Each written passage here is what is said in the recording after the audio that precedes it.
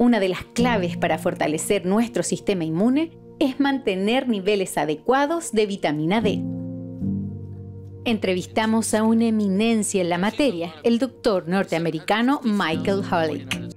For adults, vitamin D deficiency causes aches and pains in their bones and muscles, often misdiagnosed as fibromyalgia or chronic fatigue syndrome. Women's health studies showed that women that had the highest blood levels of vitamin D, measured by 25-hydroxyvitamin D, reduced risk of breast cancer by as much as 40%.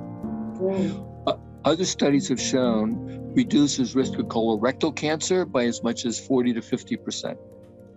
Type 2 diabetes, 33% relative reduction in type 2 diabetes if you're vitamin D sufficient. With COVID, we've shown now in over 191,000 adults throughout the entire United States, if they're vitamin D deficient, they have a 54% higher risk of acquiring COVID infection compared to if you're vitamin D sufficient. We also showed that patients coming into the hospital, if they're vitamin D sufficient, they're less likely to die and less likely to have serious complications. And finally, we know that neurocognitive dysfunction, Alzheimer's disease, depression have all been associated with vitamin D deficiency.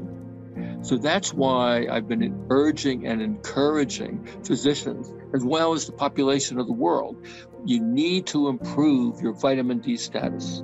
And that means from birth until death.